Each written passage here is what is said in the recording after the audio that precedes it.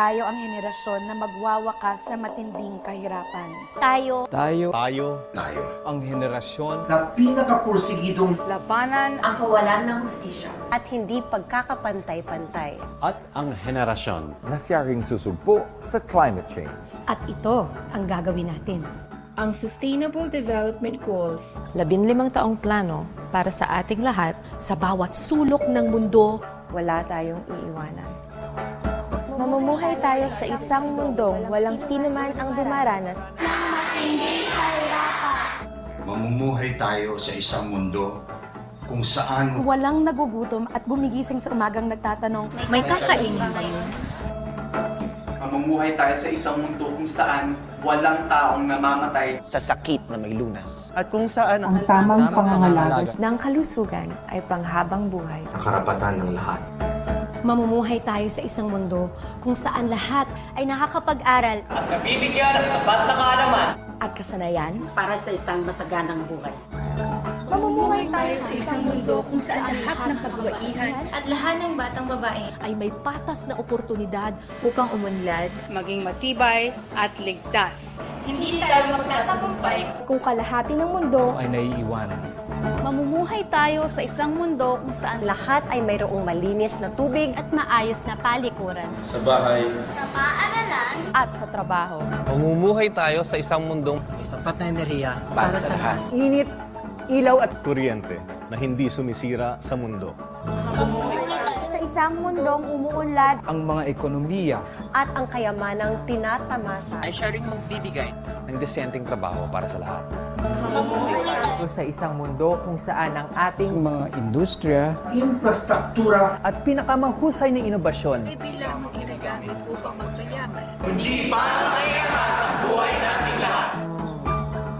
Mamumuhay tayo sa isang mundong walang diskriminasyon at labis na di pagkakapantay-pantay. Sa loob ng ating bansa, sa pagitan ng mga bansa. mamumuhay tayo sa isang mundo kung saan ang lungsod at komunidad ay ligtas. maunlad at sumusuporta sa mga naninirahan dito. Mamumuhay tayo sa isang mundo kung saan ibinabalik natin ating kinuha sa inang kalikasan. Mamumuhay tayo sa isang mundong desididong sumpuin. ng banta ng climate change. Mamumuhay tayo sa isang mundo Kung saan pinangangalagaan natin ang ating mga karagatan. Mamumuhay tayo sa isang mundo kung saan pinangangalagaan natin ang buhay sa kalupaan. Mga kagubatan, mga hayop. At ang kabuuan ng ating daigdig. Mamumuhay tayo sa isang mundo kung saan may kapayapaan sa bansa.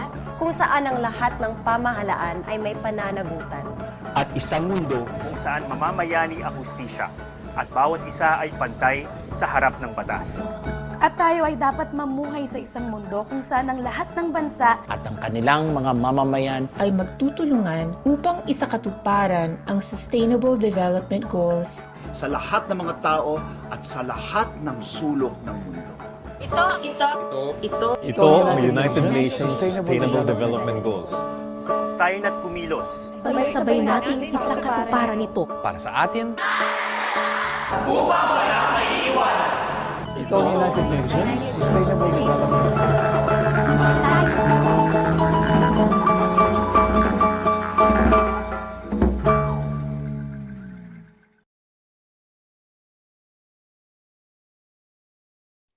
Hi everyone, good afternoon from the Philippines. I am Ea Antonio and this is Youth Can Do It, Young People's Role in Agenda 2030 presented by UP-CIFAL Philippines.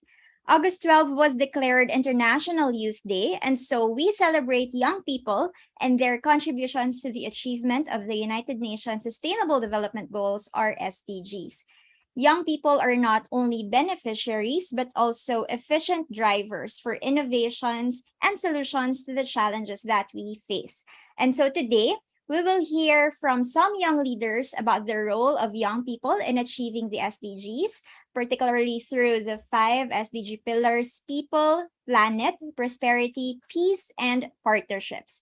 If you're joining us from Zoom, you may send your questions through the Q&A box on your screen, and we will address that towards the end of our program. But before we proceed, let me first acknowledge our partners, 2030 Youth Force in the Philippines, the QC Youth Development Office, the online SDG Youth Action Forum, Youth Advocates for Climate Action Philippines, UP Volunteers for Children, the Office of the Assistant Secretary for Youth Affairs and Special Concerns Youth Formation Division, and Saribuhay UP Dalaman.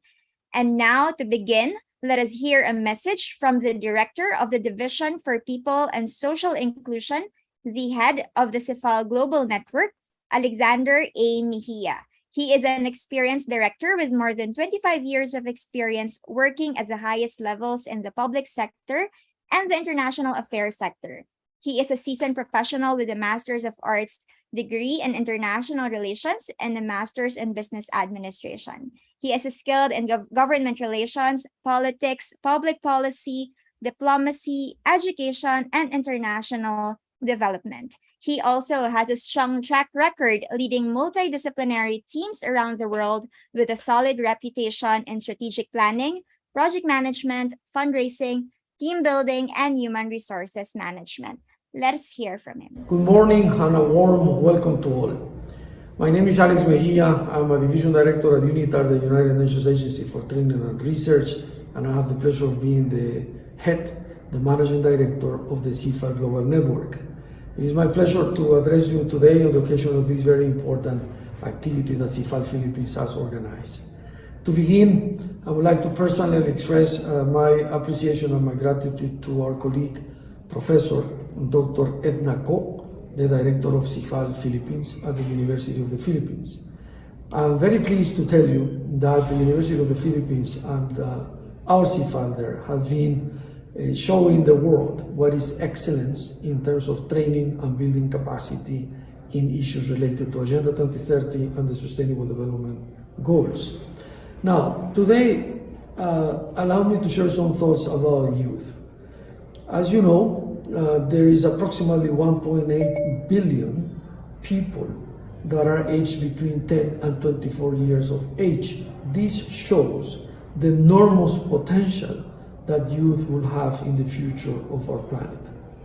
In the next few years, this number is expected to grow exponentially, so it will be even more of an opportunity for our societies, but also some challenges, because we are to provide every young person with the opportunities to develop, to grow, and to fulfill his or her dreams of a young person in whatever field or profession or activity that she or he will choose. Now, the United Nations, UNITAR, and the CIFAL Global Network are committed to provide to young people with training opportunities to better know how to be part of this Agenda 2030 for Sustainable Development roadmap that the United Nations had adopted in 2015. In that sense, the University of the Philippines is a strategic ally of the United Nations and of UNITAR because it is an organization that is committed to empowering youth. The Agenda 2030 for Sustainable Development and the principles and values behind the SDGs are those that you embrace, that the newer, younger generation embrace.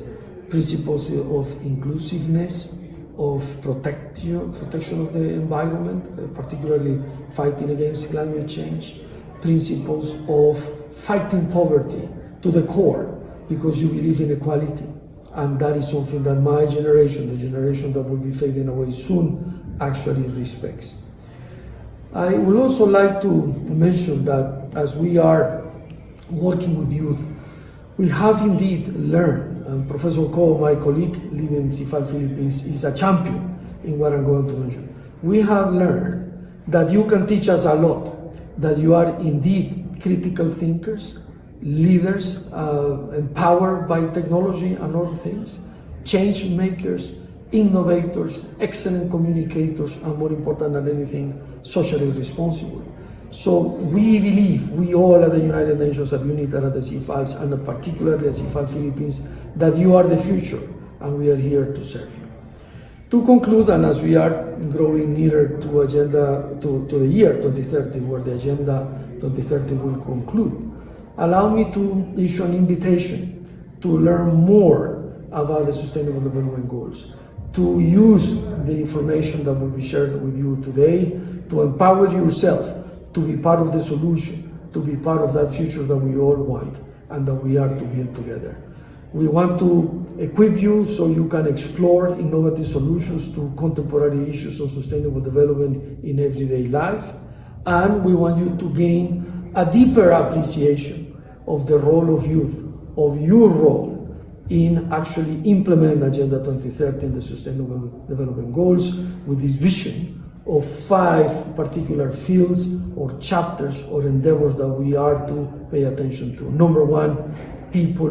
Number 2, planet. Number 3, prosperity. Number 4, peace. And number 5, partnerships. These 5 areas have been postulated by Agenda 2030 and the United Nations, and you can engage with all of them. With this, I'm inviting you again to join us in this quest until the year 2030 and beyond. I thank you for your continued support and for your participation in this important event. We look forward to hearing your thoughts and questions at the end of the webinar and through our partnership with the University of the Philippines to work together with the University of the Philippines and CIFAL Philippines to do things proactively based on the feedback that you will give us. Congratulations on making the decision to participate today. Thank you very much. All right. Thank you for that message. Indeed, we are getting closer to 2030. And this year's International Youth Day theme is really about amplifying the message that action is needed across generations and to leave no one behind. That is to achieve the SDGs. And today, we will learn more about the SDGs and how us as young people can act on it and can contribute. And we'll start now with partnerships and collaborations with the multi-awarded digital visionary and consultant for social impact initiatives and organizations globally. Our first speaker is Krisha Sia, who is currently the digital content and youth co-lead at the United Nations SDG Action Campaign. In this role, Krisha plays a key role in driving collective action for the Sustainable Development Goals through digital platforms and social media. Krisha, over to you. Thanks so much for the lovely introduction. Good afternoon, everyone. Good day, good morning, good evening, wherever you're at. It is a pleasure to be amongst each and every one of you, our friends, partners, and collaborators from the SDG community. I see Mitzi here with us, who has been a long-standing friend of the UN SDG Action Campaign, one of our UN SDG Action awardees, the 2030 Youth Force Philippines, and of course, you who decided to spend your Wednesday afternoon here in this webinar with all of us. Being here alone makes you part of the wider SDG community, whether you know it or not. Here in this virtual space alone, we see the wonders of how the SDGs can bring people together. We're all working towards the same goal, or goals rather, 17 of them, the 17 Sustainable Development Goals for peace and prosperity for people and the planet, now and into the future to build a better world for all. 4 Ps, and while, of course, I've mentioned 4 of them, one key P that is often forgotten, P, partnerships. Partnerships play a key role in achieving the SDGs. The SDGs are an urgent call to action by all countries, all developed and developing in global partnership. We acknowledge that by ending poverty and other deprivations, they must go hand in hand with strategies that improve health and education, reduce inequality, and spur economic growth, all while tackling climate change and working to preserve oceans and forests. Global challenges can only be solved when we work hand in hand. To build a better world, we need to be supportive, cooperative, empathetic, inventive, passionate, and above all, cooperative. The UN even explains that a successful sustainable development agenda requires partnerships between governments, the private sector, and civil society. These inclusive partnerships built upon principles and values, mainly a shared vision and shared goals that place people and the planet at the center, are needed at the global, regional, and national and local level. It is truly when we come together can we achieve the SDGs. So those of you who aren't familiar with the UN SDG Action Campaign, we join committed individuals growing SDG networks to channel the power of people to act on the goals. So this is our small but very impactful team.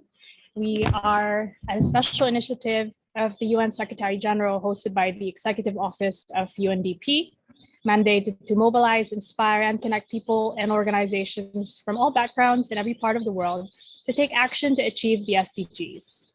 We're based in Bonn, Germany, although now I'm based in Manila for now. But yeah, a lean team of rapid support for new initiatives. And we embrace a hopeful vision that the transformation of the world imagined in the SDGs can be achieved. We connect thinkers and doers from civil society, local governments, arts, culture, SDG activists, all those committed to sustainable development, and together mobilize people to take action for the goals. So these are just some of our key initiatives. We've hosted the Global Festival of Action last year, the SDG Awards, the Global Week to Act for SDGs, and all down to the core, our initiatives are centered on partnerships and collaboration because we really believe that we cannot do it alone. One of our key initiatives is the Global Week to Act for SDGs. Last year alone, with our key partners, we achieved a goal of 100 million actions from all over the world, which had a positive impact on efforts to accelerate the global goals.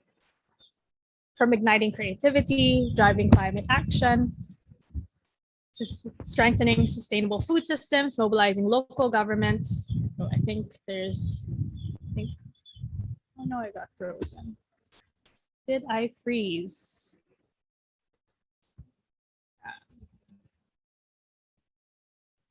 Hopefully not.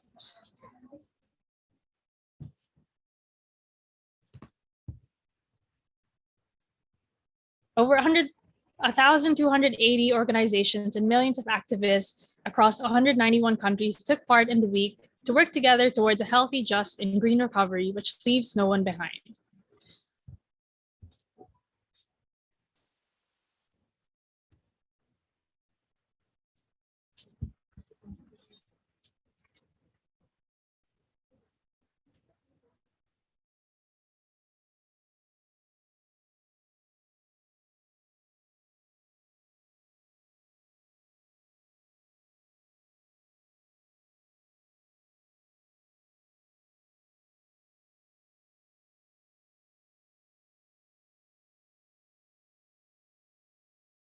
Okay, it seems like we lost Krisha.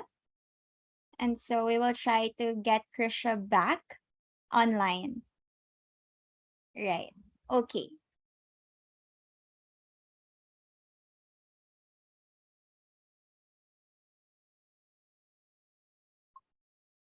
All right, we'll just skip Krisha and we'll get back to her in a little bit. Hopefully we can get her back online.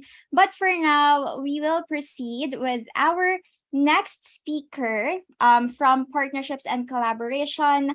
We're now going to move towards young people and our role in climate action. And for that, we have Mitzi Janelle Tan, who is a full-time climate justice activist based in Metro Manila, Philippines. She is the convener and international spokesperson of Youth Advocates for Climate Action Philippines, the Fridays for Future of the Philippines. She's also an organizer with FFF International and FFF MAPA, or Most Affected Peoples and Areas, making sure that voices from the Global South, especially, are heard, amplified, and given space. She is committed to changing the system and building a world that prioritizes people and planet, not profit, through collective action.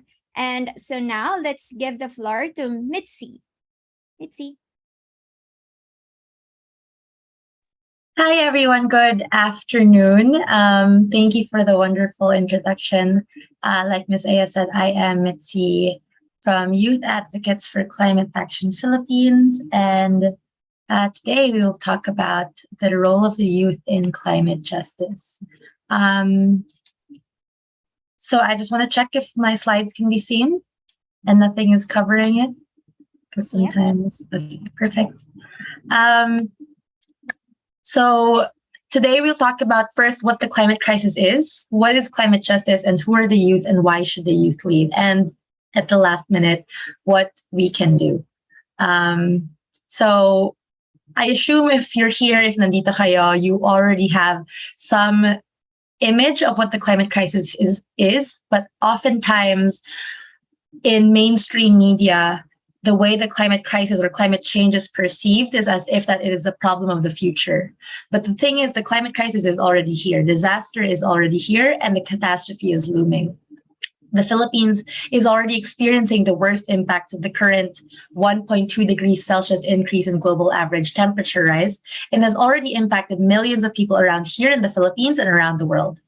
And with such a big problem in front of us, we need coordinated, organized action to change society for the better. We have to remember that with the climate crisis, we have a limit of 1.5 degrees Celsius global warming within the next decade. And if emissions do not drastically decrease within the next few years, we will reach that limit.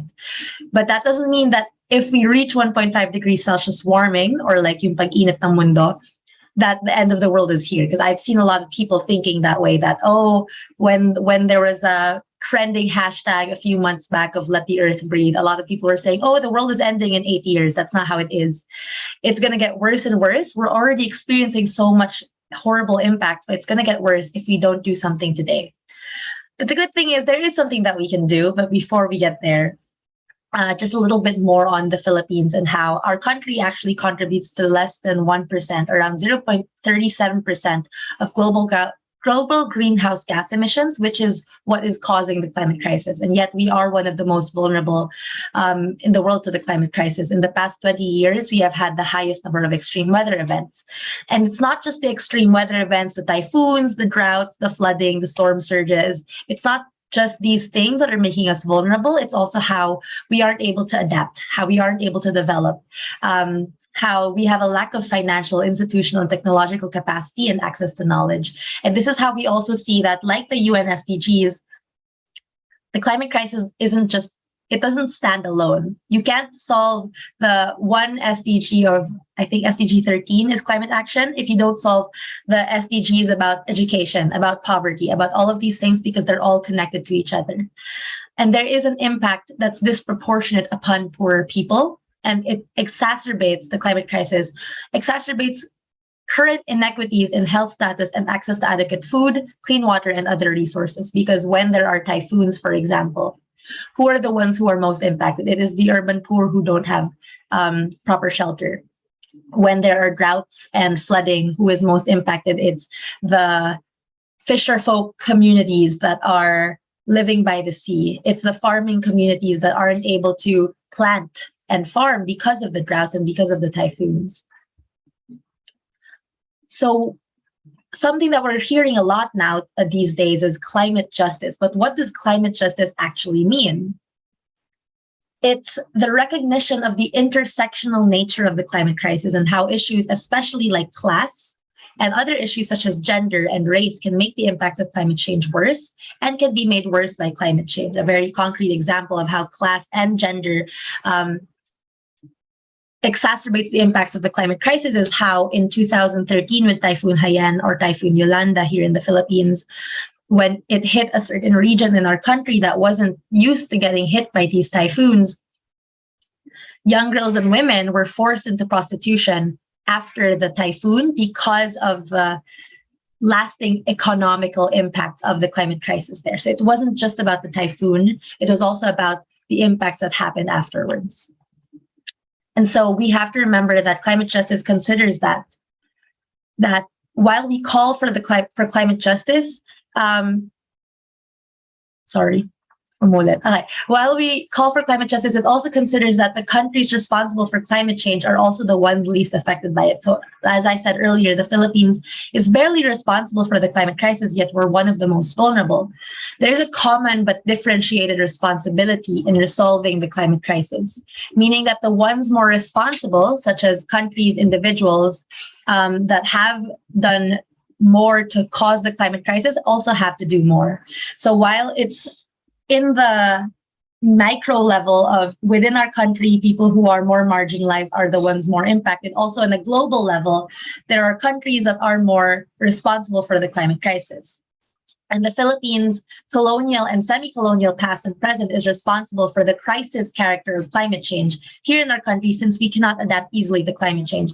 This was backed up by the latest IPCC, which is the International Panel on Climate Change panel, which is basically the UN body of scientists, showing that colonialism and colonialist past and present contributes to the vulnerability of the climate crisis, of countries to the climate crisis. So we know that to fight these issues, and if we want to genuinely resolve the climate crisis, we also need to address how we aren't able to adapt, how we're still dependent on global north countries, on the countries that colonized us, for technology that we need to adapt, when these should be paid to us as reparations from the global north. And so we need to demand accountability from the countries, corporations, and people who are the main polluters of the planet. So historically, the biggest polluters and biggest emitters is the US, and currently it's China.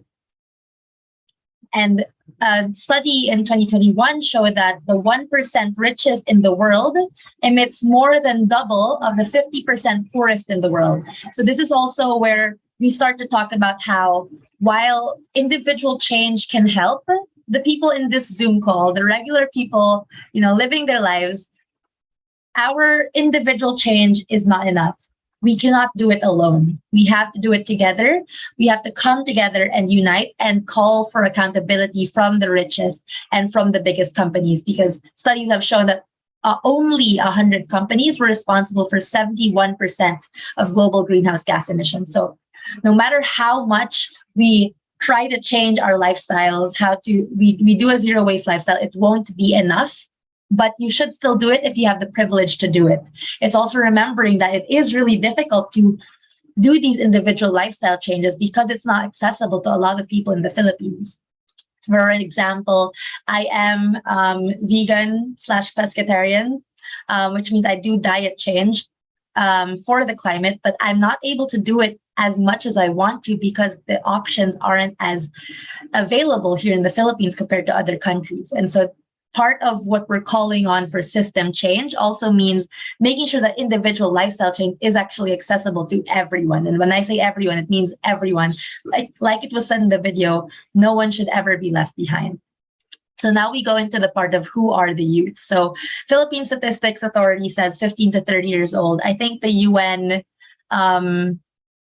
or like UNICEF counts until 24 years old. So this is the transition from dependence of childhood to adulthood independence. The projected population of Filipino youth in 2020 basically just means that there's a lot of us. And the cool thing about youth, the youth are how we are such a revolutionary generation, because in almost every historical moment in society, young people have been there leading the way to change and become a very unique characteristic of the youth is how we are in different classes of society. There are young students, there are young farmers, there are young workers, there are young fisher folk. And in the Philippines, it's mostly the basic sectors, which are the farmers and workers, which means that if young people are able to unite across all these sectors, we have been able to unite the entire society. And that is why the youth are the ones that should lead, because it is our turn in the relay race. There is a quote that says, activism is not a sprint, it is a marathon. So you need to take breaks and it's a long road. But then someone elevated it and said, it's not just a marathon, it's a relay race. It's the older generations passing on the baton to the younger generations. And now it's our turn. We possess the physical and mental energy to grasp environmental issues and act on them collectively. When I first started talking about the role of youth in climate justice, I always thought people, I never knew what to answer. Like, why should the youth lead? And people would tell me, oh, you should say that the youth have energy and things like that. I'm like, really? Are we the ones who have energy? I feel so tired talking about all these things sometimes. And then I got to working with some more of the older generations, and you can see that there is a difference. I love them. I learned so much from the older generations, of course, but you can see that there is an unwavering quality to the youth, and we aren't here to compromise. We know that what we need is what we deserve, and we will not settle for anything less. Because we are the inheritors of what's left of the planet and in the future, because we're able to voice our concerns and influence popular knowledge and opinion. So what can we do? Collective action is key. I've said this earlier, but it's with such a big problem in front of us, we need coordinated and organized action to change society for the better. Individual action can help. But if you do not recognize and act on the fact that only a select few countries, companies, and individuals are responsible for the overwhelming majority of the planet's destruction, we will not achieve the change we need. It's also really sad to think that we're doing this alone. The climate crisis is such a big problem. You might as well find friends in a community to fight alongside you for justice. So what are the things that we can do? One is calling for a climate emergency, or rather changing the narrative to make sure that people understand that what we're in is a crisis. What we're in is an emergency. So how do we do this? Examples are global climate strikes, which my organization, Youth Advocates for Climate Action Philippines, does with the Fridays for Future International Community. We have one in September, so check out our accounts if you want to participate in that. The Department of Education gave a memo in 2019 saying that all students are, is it excused or like they're allowed to skip class if there's a global climate strike date, unless otherwise stated. But that memo exists, so let's use it, fellow students who are here. And basically, it's this climate emergency is ensuring that people understand that people, and especially the government, understands that we need to act now.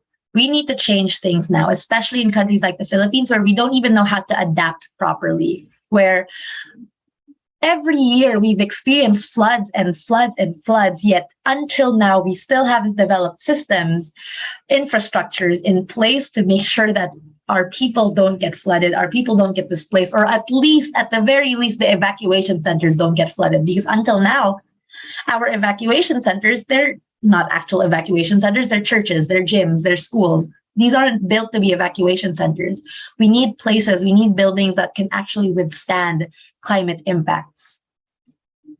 Another very important thing that is very close to a lot of young people's heart, I think, is climate education, because it's getting better now, especially with recent efforts in the Department of Education. But for the longest time, climate education has been very technical and foreign and displaced from what we're experiencing. I remember growing up and learning about polar bears and ice caps melting. Not that the typhoons that we were experiencing as a community, as a country, was the climate crisis that I was seeing in school.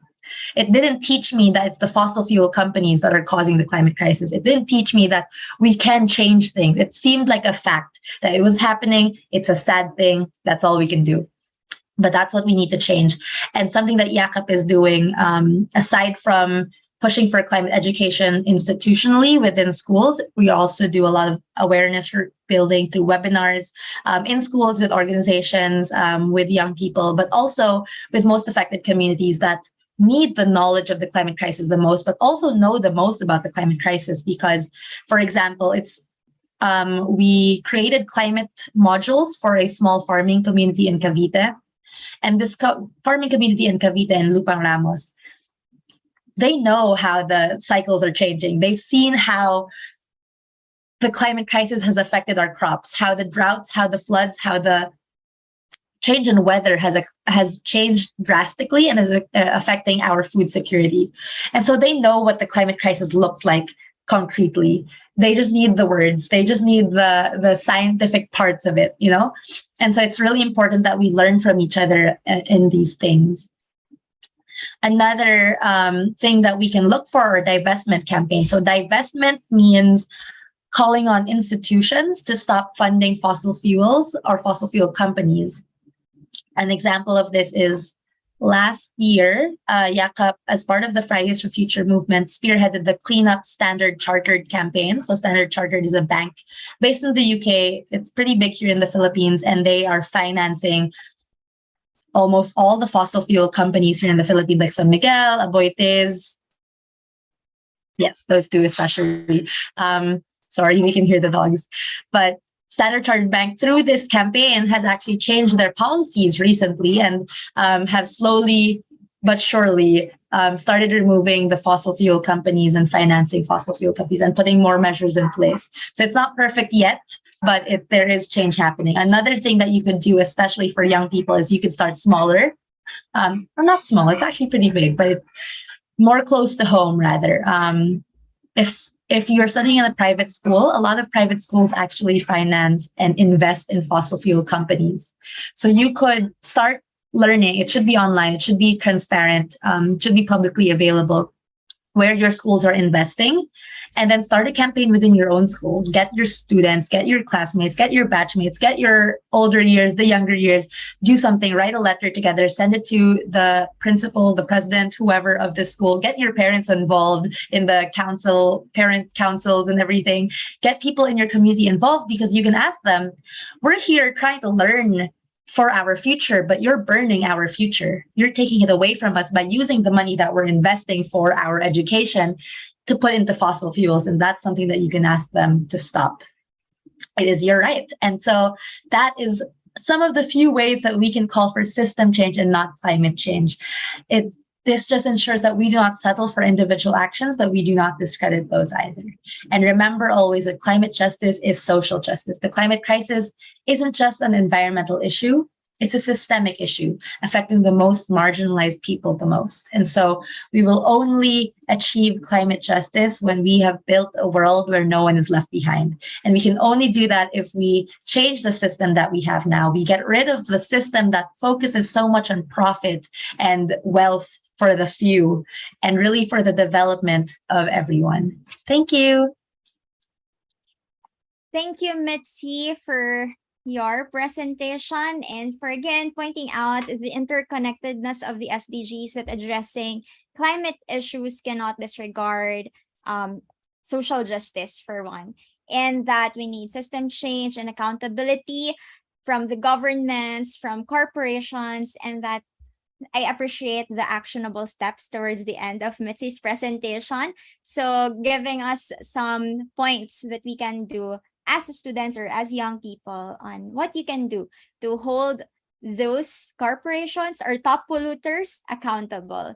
So now let's go back to talking about partnerships and collaborations with Krisha Sia. She was talking about the UN SDG Action Campaign earlier, and I think the next Global Week to Act for SDGs is coming up soon. Let's try again, Krisha. Are you back? Yes, I am back.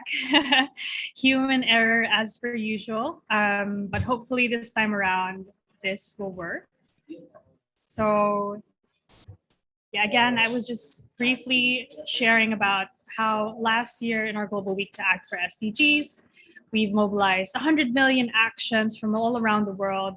And truly, we wouldn't have done it without the help of our partners. So over 1,280, if I'm not mistaken, organizations.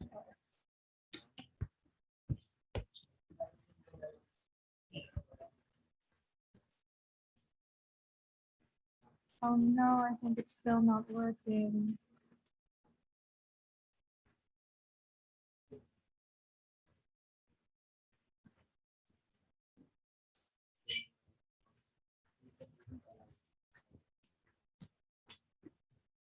Okay, Krisha. There, you're back.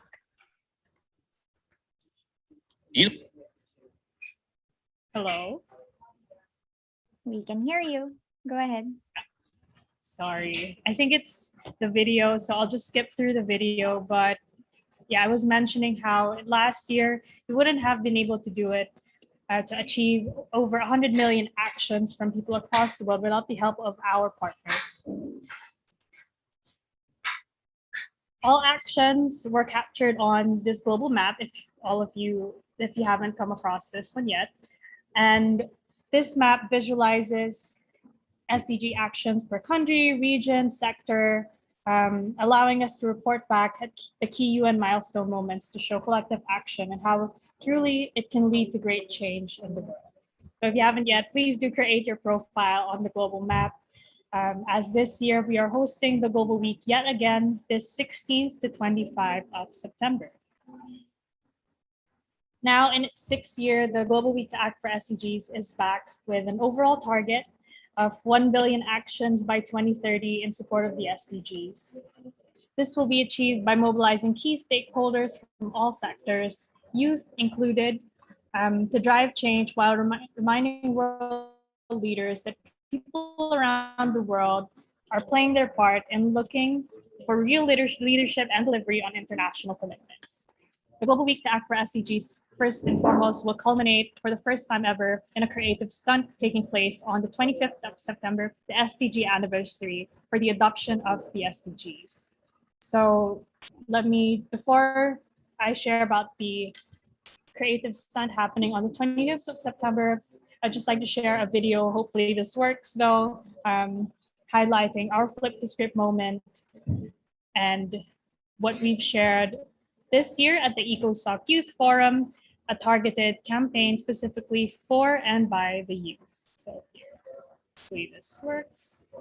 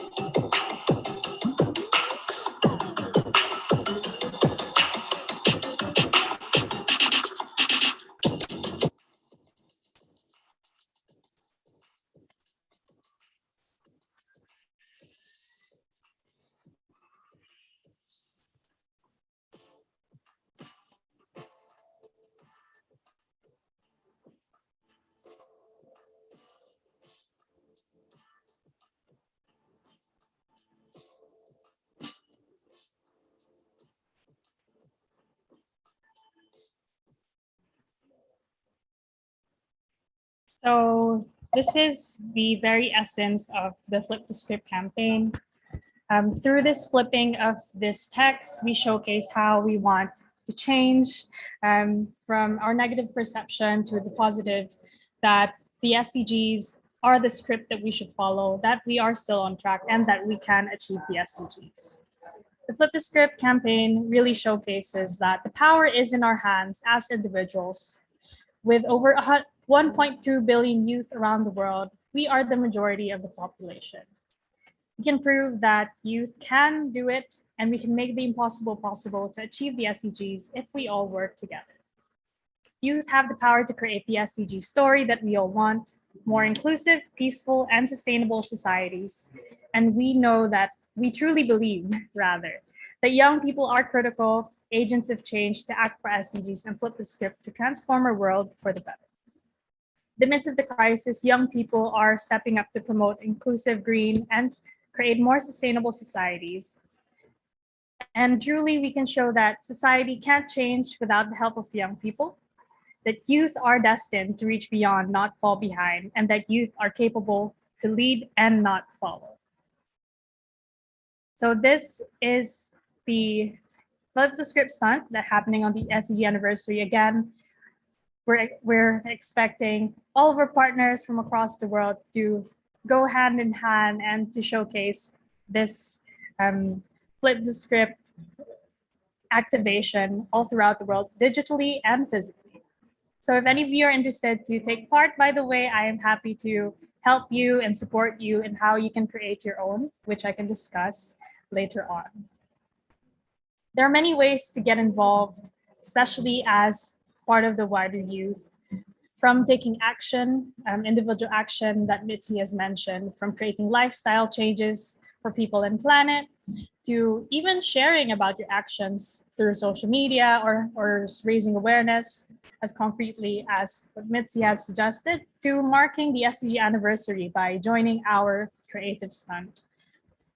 There are many ways to take part and take action, to be part of this mobilization movement. And again, going back to what I said in the beginning, joining this webinar all alone is in itself an act towards that, taking one step, these small steps to reach our wider goal of achieving the SDGs. So, I mean, I'm taking virtual applauses for each and every one of you, all 373 of you who are present in this virtual space, even beyond whoever is listening and watching from the wider social media.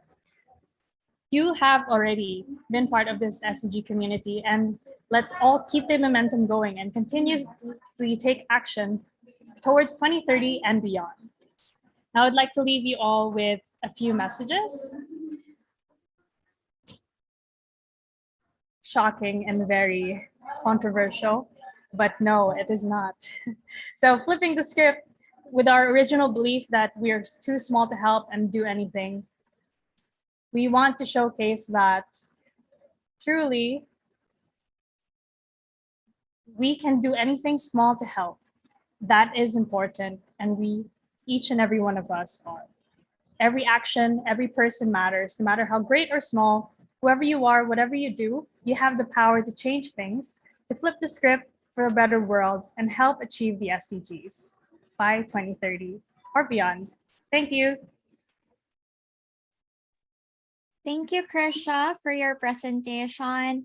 And again, Krisha pointed out the importance of collaboration, partnerships, and that this September, you have the opportunity to join in the action happening globally around the Global Week to Act for SDGs. And before we proceed, let me just read a comment from Adams Christopher. He said, climate change is indeed a system problem, hoping for more collaboration down the board in LGUs on incorporating climate change in their plans to be executable, practical, and will generate great impact. Thank you, Christopher. And now for those joining us on Zoom, you may send your questions through the Q&A box on your screen, and we will address that towards the end of our program. And thank you to those joining us on social media or on YouTube this afternoon. Now, let's go to the value of education among our young people today. And for that, we have the founder of Love Education Philippines and SDG 4 Youth Champion of the 2030 Project. Ms. Ina Salazar graduated from the University of the Philippines, Las Bañas with a degree of BS Mathematics and Science Teaching major in Biology.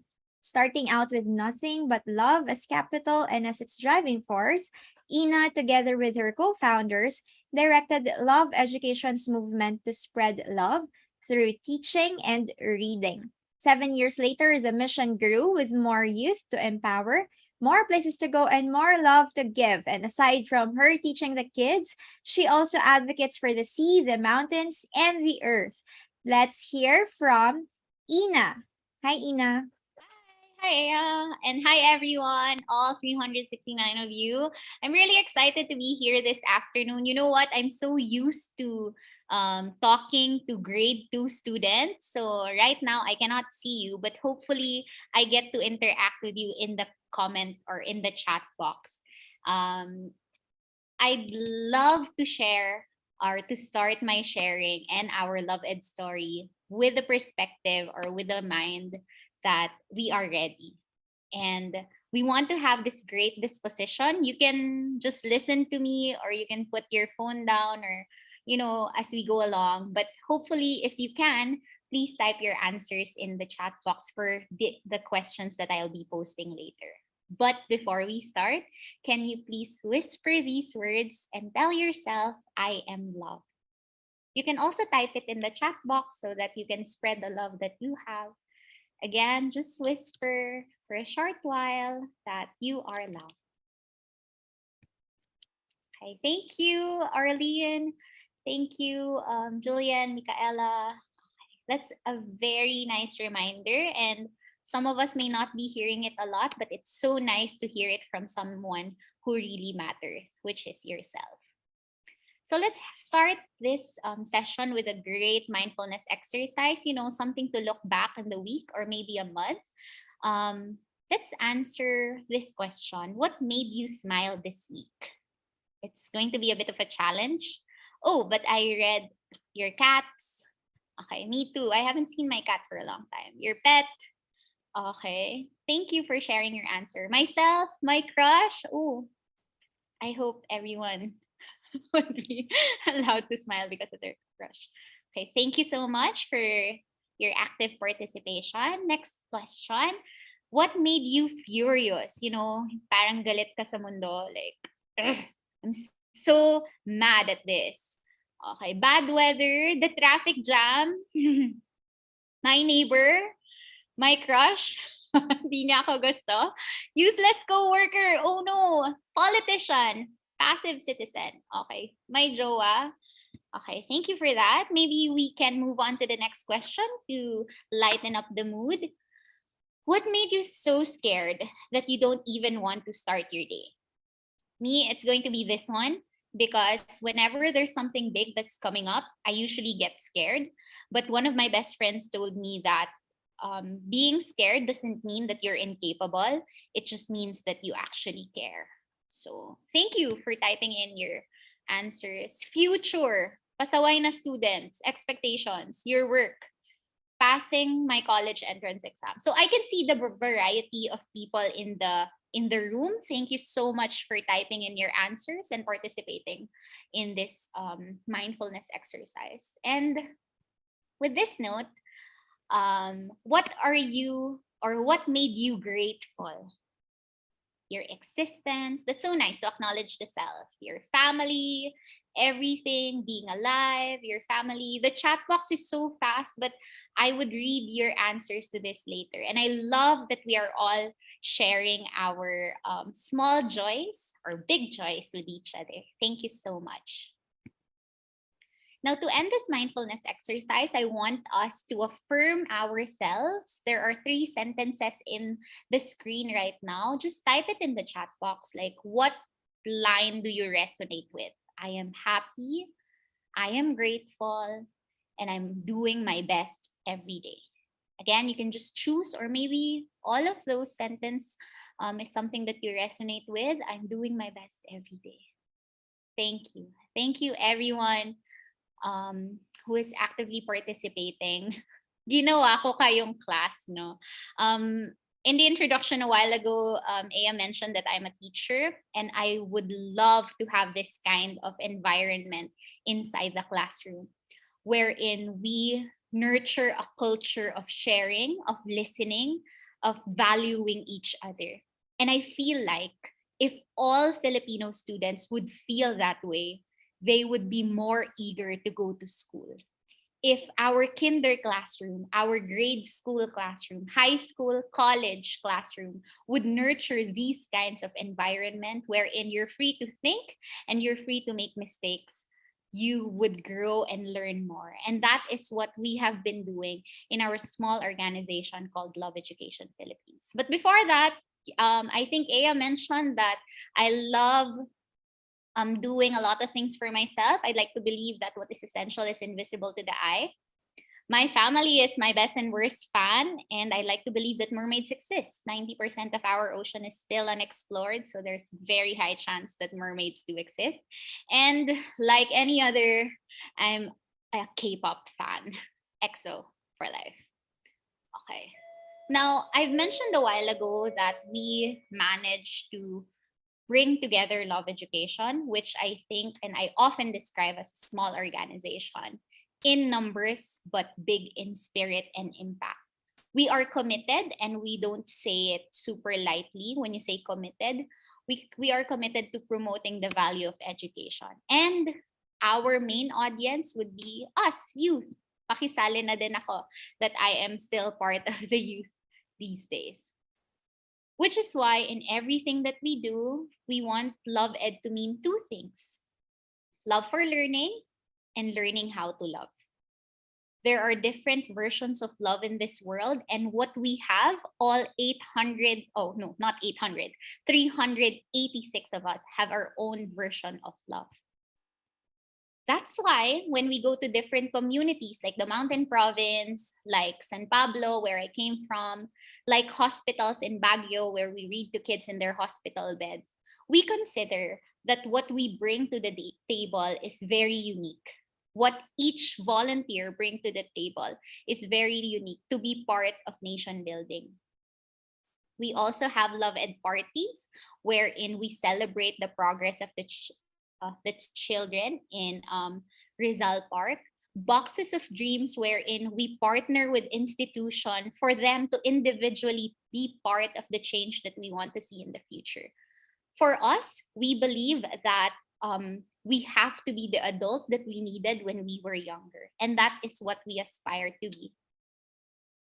This one is our project, Love Ed's project, in making sure that schools are not left behind. When we are to transition for modular learning, Love Ed responded to the call of public school teachers. And this is something that I haven't thought we're going to do. We were able to help the medical frontliners with their PPEs. Why am I listing all the projects of Love Education? Because behind all those projects are youth, not just leaders, but doers of actions. They saw the urgency, as you are in this Zoom room today. You saw the urgency to help. That's why you helped. That's why when the kids needed psychological assistance when Taal volcano erupted, we were there. Which is why when the kids were looking for books in Maricaban, Coron, we made sure that we sent books there. And one thing I learned in all of these actions is that we all have stories to tell. In the chat box, I am reading the name Maida, Angelo, Rachel, Emma, Arlene, Julian, Valerie. You all have your stories to tell, and I'm very happy to be here with you this afternoon. Someone told me, my mentor told me, that we have to make the most out of learning opportunities. That's why I encourage everyone to continuously ask those who just spoke before me, ask them questions and try to interact in the chat box as much as possible, because we'll never be in the same Zoom room twice. In our journey in Love Education, there are a list of stories that I learned that I want to share with you. I'd like to call it the solution story. First thing that I learned is to know your community. My ecology professor once told me that you cannot understand something you don't love, and you cannot love something that you don't know. So the first thing in being part of nation building or any part of problem solving is to always know your community first and know the problem first. Second one is think big picture. For when you know big picture and when you zoom out, you can understand some things better. And I feel like youth is not given enough credit for that. Third one is my favorite, make it necessary, not just nice. I thought it's a requirement to live on Earth. A requirement to live on Earth is to be nice. But I learned that you also need to be necessary and essential. Position successful programs as necessity in order to make our communication stronger. And as you know, communication is very important whenever we do projects. And the last one is inspiring action. I don't know what the 384 of you will do after this Zoom call. Maybe you can share something on social media. Maybe you can post something, or maybe you are doing your very own project. But I hope that if there's one thing that you'd learn or get from this talk is that I hope you do things that make others feel something to enable them to do something more. Again, I hope you make other people feel something to inspire them to do something more. LoveEd is doing our best to make sure that whoever we meet in this lifetime would learn something from us. And right now, can I ask you again, between being pro kids, pro poor, and pro love, which one would you like to put premium on? Between being pro kids, pro poor, pro love, which do you want to put premium on? So some of you are answering pro poor, pro love. Thank you. Thank you so much for actually answering that. I appreciate it. LoveEd salient features has always been focused on these three because they're the most vulnerable. And I feel like those who have less in life should have more in education. This one is a project matrix that we do as youth leaders so that we can continue to serve people in our communities. So if you can take a screenshot of this. I always do this with my team. You answer the most important questions first, because as youth leaders, we're always questioned of our impact. And it says a lot if you have answered to those questions. That's why we continue doing things, because we are enabled by our partners, our community, and we're so lucky to have people who resonate the same love for education as we do. To end, I just like to remind everyone that whatever you do in life, I hope you give yourself the kindness that you graciously give others. You know, when you deal with people whenever, for example, you're in public service or you're doing things for others, I hope the same level of kindness is also given to yourself, because that's actually when we grow best. That's actually when we learn best. Oopsie. Sorry about that.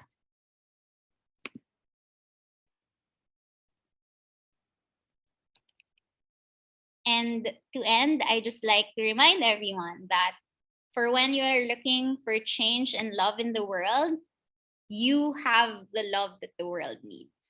So thank you very much, everyone.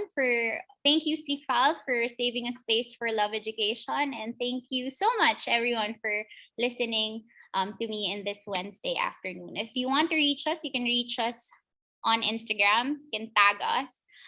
You can also visit our website. And if you want to be part of the loving goal to spread love through teaching and reading, just email us and we'll find the space for you in the development sector. So thank you very much, everyone. And thank you, Ina, for that presentation and that message of love this afternoon, the great reminders. And I particularly appreciate how you emphasized, being solutions focused and being mindful about our impact and inspiring action through the work that we do and the messages that we put forward. Thank you, Ina. And now we will proceed to our next pillar, talking about peace, youth, and peace. For that, we have the Executive Director for Action for Justice and Human Rights, or AJHR. Sata Sharif is a human rights activist and a staunch champion for justice who has been working to defend children and women's rights since age 9. In 2016, she founded Action for Justice and Human Rights, a children and youth-driven NGO to advocate and ensure access to justice and respect for human rights in Liberia. Today, AJHR is working to hold the Liberian government accountable to human rights, advocating against sexual violence, creating awareness, and providing safe space, resources, and psychosocial support for survivors of sexual abuse. Sata is also a peace ambassador of One Young World and a founding member of the Global Youth Leadership Council under Search for Common Ground. Thank you for joining us, Sata.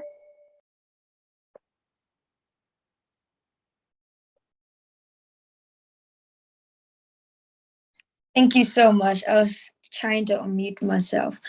Hey everyone.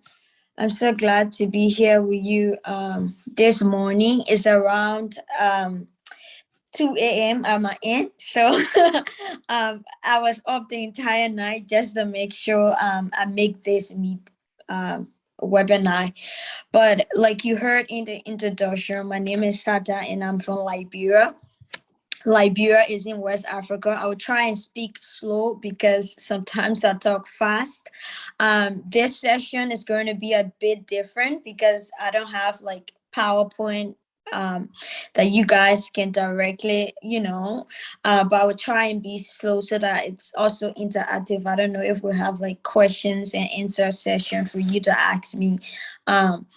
But like I said, I'm a Liberian, and I used to work for, or basically, I was Speaker of the Liberian Children's Parliament before. So, like, I did a lot of work around youth participation, even when I was a child, but then it was at the level of the Liberian Children's Parliament where I served as Speaker back then. And so, since this conversation is centered around youth, peace, and security, I decided to speak based on my experience. Like, since I'm from Liberia, that's where I do a lot of my work with Action for Justice and Human Rights, whether it's the Children's Parliament or is our advocacy for, seeking justice for survivors of sexual abuse. So the first thing for me I wanted us to start with is to talk about the role of young people in peace and security, but specifically when it comes to peace in countries like Liberia, where I come from, is a country that was torn by war. We suffered 14 years of a civil crisis, and so what happened after the 14 years? A lot of the young people that are in Liberia, people like me and other young people, are veterans of the Liberian Civil War. Maybe they were born during the war, or some of these young people participated as child soldiers. So you have like young people as not just like people who are working, and seeking for safe space and all those things, but these are young people too who are survivors and victims of the Liberian Civil War. And so young people play a critical role in maintaining the peace. And how can we do that? How can we ensure that young people continue to, play a critical role? From my experience, what I've seen in Liberia is we can achieve this through youth participation, right?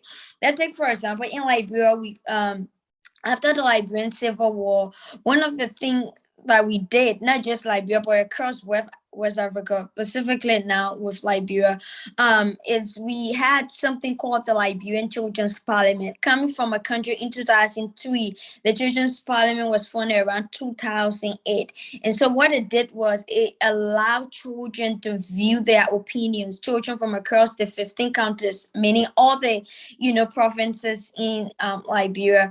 They allow children to come and voice out their opinions.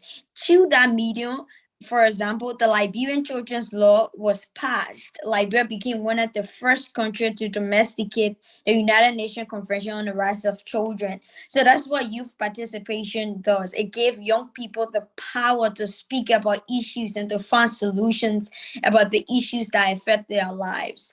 It also helped for young people to participate in conflict resolution. Like, I'm sure a lot of us on this call have heard about the youth peace and security agenda. I'm sure you've heard about it, or maybe you've heard about the Sustainable Development Goals. And all of the other international, agendas and platforms that give young people the opportunity to participate and to implement programs at their country level. And so I earlier shared with you something about what Liberia did quite recently, especially around 2020, for example. There was this situation, and we had the number of sexual gender-based violence cases increasing in Liberia. What the young people did, because the government have already created an opportunity for young people to participate in maintaining the peace and stability in Liberia, since we've already experienced 14 years of civil crisis and the peace is fragile. Young people saw that we cannot talk about peace without protecting human rights, without ensuring, economic stability, ensuring that young people or even citizens in the country are heard, or ensure that women's rights are protected, or ensure that children's rights are protected. And so when the number of sexual abuse cases were increasing, the young people said, we need justice. They said enough is enough. So all the young people, we came together and we demanded for 3 days, we peaceful protest, and demanded the Liberian president to declare rape as national emergency. Through peaceful protest, the president recognized that and he declared rape as national emergency. And today, a lot of resources is being placed in the fight against rape. Although, there are still conversations that we are having in that route.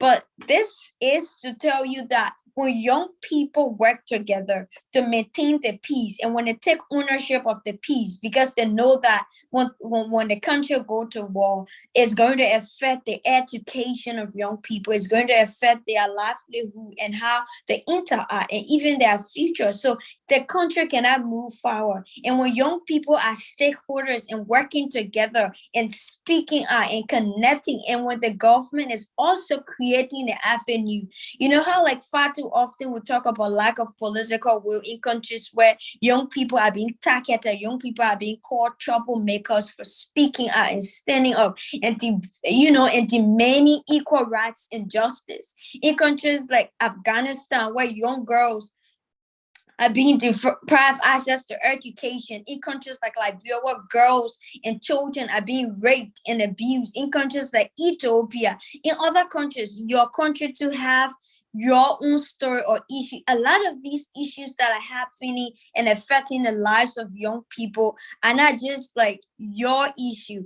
It's also affecting other young people. And so how do we ensure that young people are not just, speaking out, and then when it comes to designing solutions and taking actions to make sure that, we have actual, practical steps is being taken? How do we make sure that it's happening?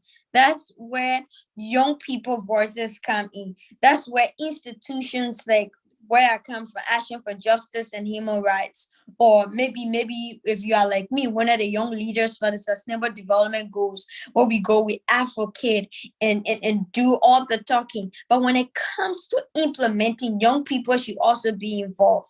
So I mentioned something about participation. I mentioned that within participation, it shouldn't just be young people speaking out and being given the space, but young people should also be involved in the designing of programs, in the implementation, and young people should be taken seriously. They shouldn't just be taken as troublemakers and people who we protest every day and do all those things. And I feel it's really important that when we talk about youth participation, and when we talk about young people as stakeholders in inclusive society, we far too often forget about children. I believe when we support children and we ensure that the survival, the protection, the best interest, specifically the participation of children, when we ensure that children are participating and they have the platforms to speak out and their rights are protected, we also ensure that these children grow up to become better young people for tomorrow, because they are already young. Of course, they will also contribute to building an inclusive society. So all of the other issues, I'm sorry, I don't know, I keep getting bobs everywhere on my skin, but that's why it's important that we continue to include young people as stakeholders. So how do we, what does being a stakeholder as a young person look like? For me, I think it goes beyond just speaking out. It goes beyond young people just being included in national decision-making processes.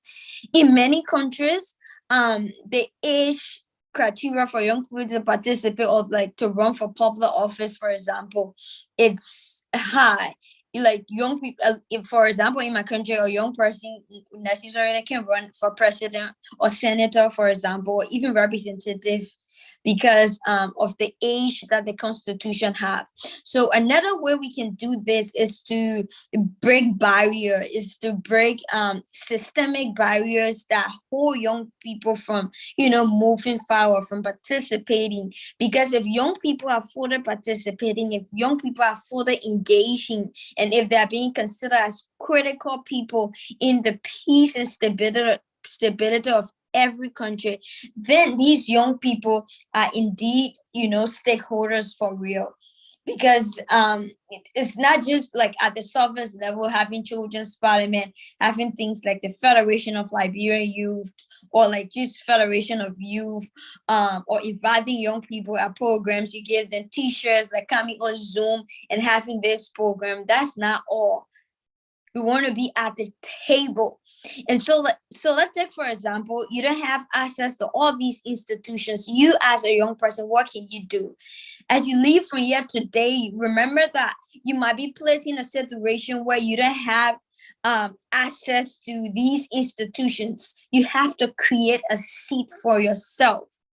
When you see things happening in your community or issues around you are happening around, specifically, it could be outside of peace. For example, I work, a lot of my work is around fighting for survivors, fighting for justice for survivors of sexual abuse. And we do this through creating awareness. We currently run a program called the We Say Change Project.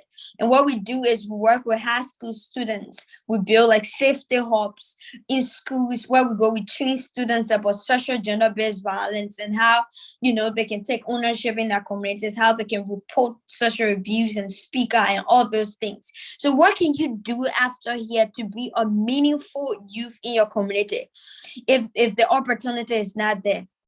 You could come up with an initiative.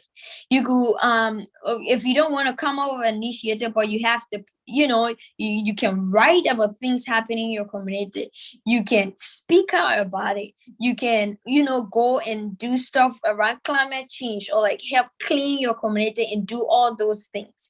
So before I leave today, if there's one thing I want to leave you with, is that do not underestimate the power that you have as a young person.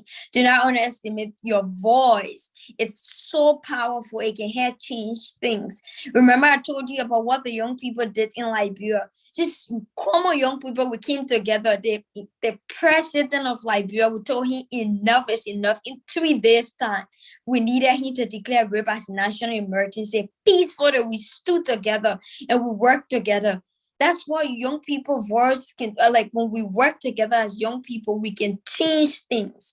And so like collaborate with other young people, reach out, engage. Do not be afraid to speak out, speak truth to power, because your future depends on it.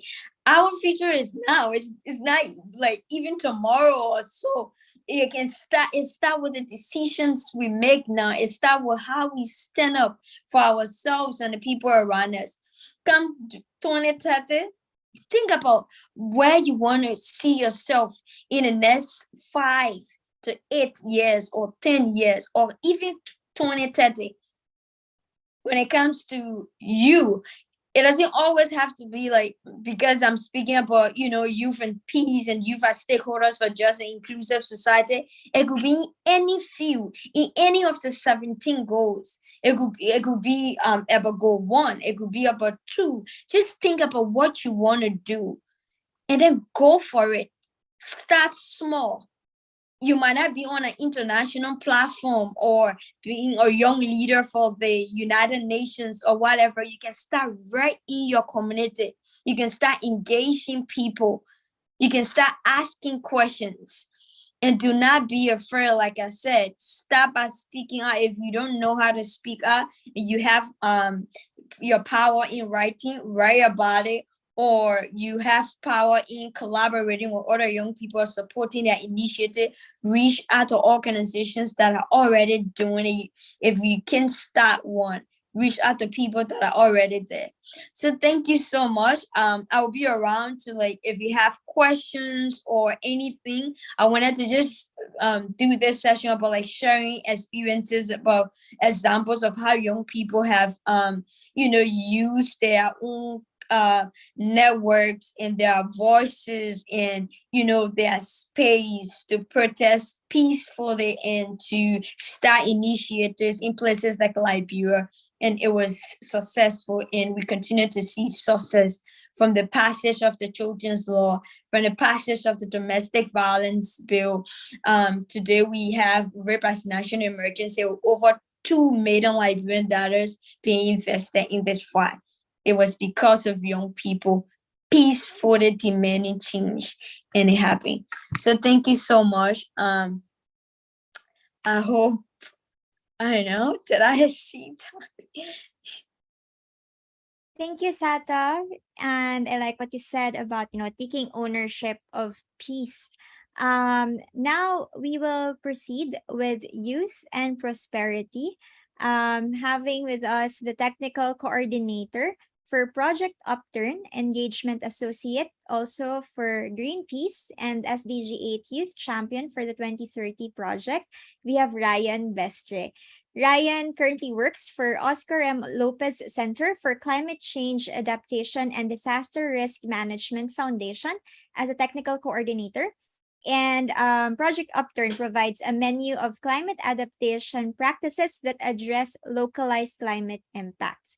Aside from this role, he is also involved in the climate justice campaign of Greenpeace.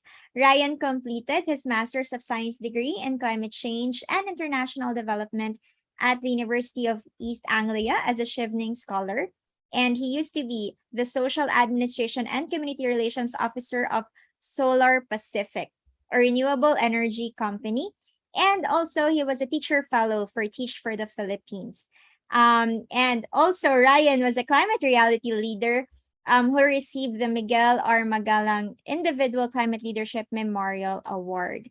And so now, without further ado, let's hear from Ryan Bestre. Thank you for that kind introduction. So let me just share my screen. I hope you could hear me well. All right. And I'll also time myself because I'm very conscious of the time. There you go. Hello, hello. So I was tasked to talk about youth and prosperity, youth as key to economic, social, and technological progress. But in order to understand what this is all about, we should go back to what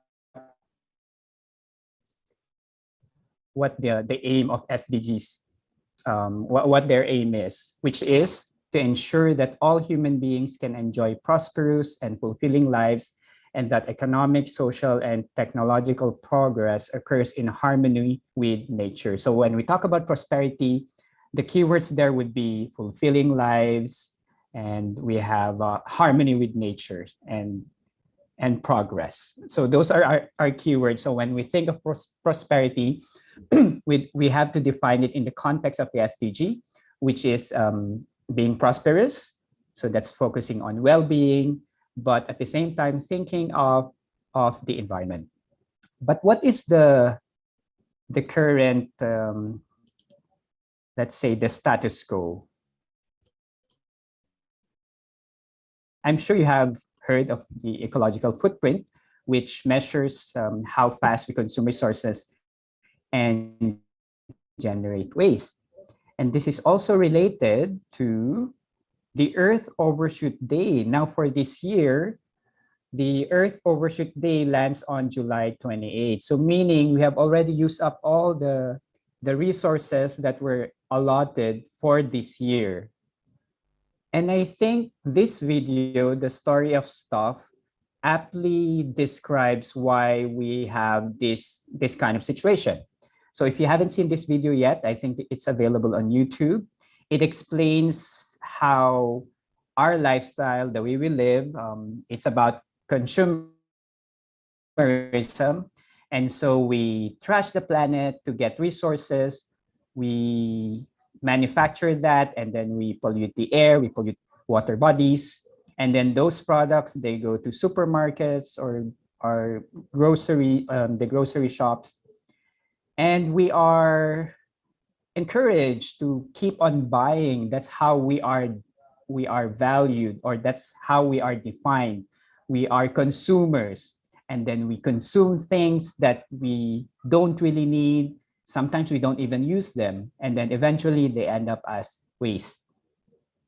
I'd also like to emphasize how, when I was talking about ecological footprint, normally it's focused on the individual action, right?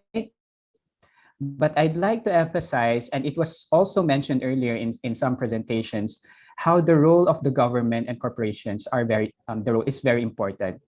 The government should be regulating corporations, but what's happening is, the corporations, they have the money, so they basically control the government instead of the government regulating these corporations.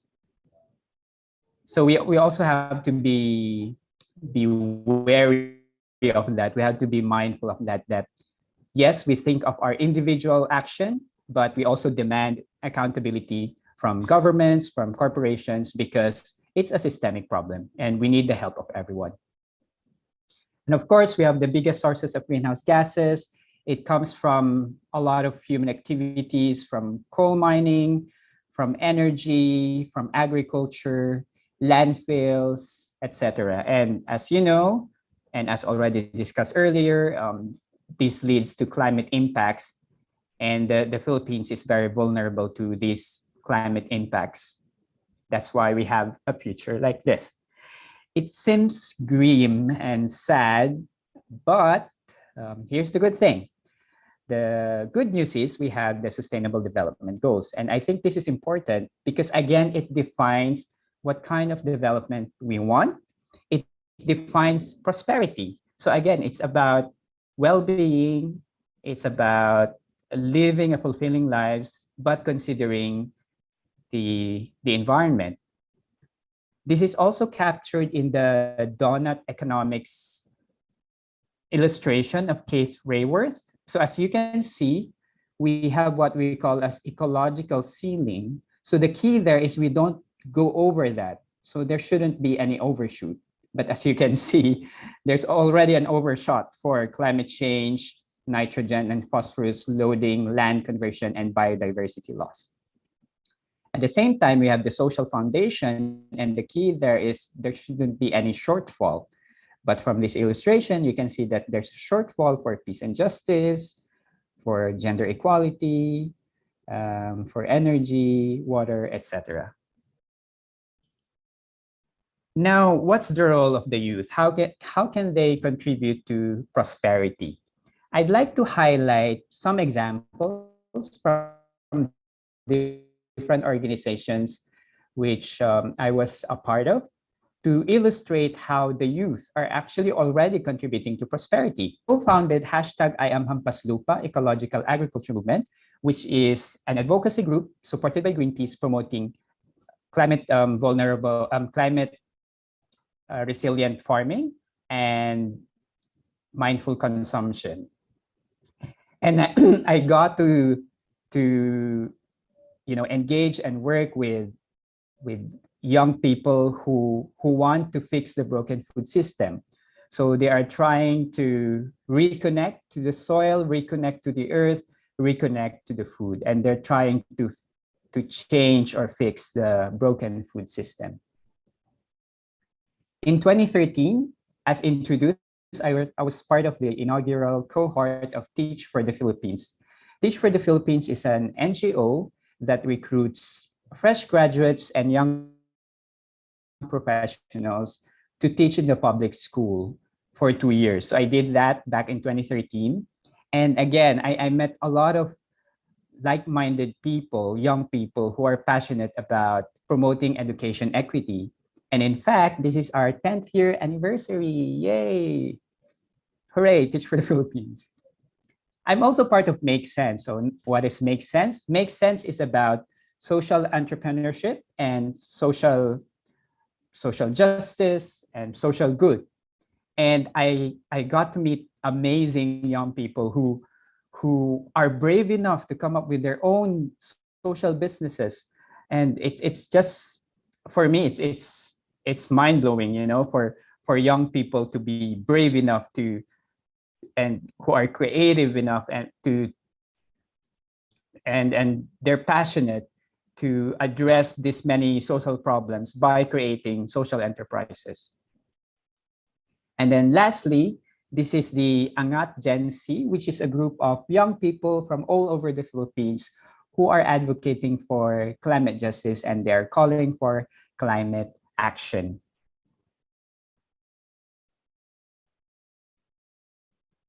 So what then is our ways forward? Having said all of those things, how can you, our participants here in this webinar, how can you contribute to prosperity? First one, you ask yourself, what are you passionate about? And then second one, another question, what can you offer? So it's sort of a self-reflection, you know, like, what am I passionate about and what can I offer? And you combine the two and you figure out what you want to do, or you figure out how you can contribute. And then you focus on your sphere of influence. Whenever I meet people from different organizations, I always ask them, what motivates you?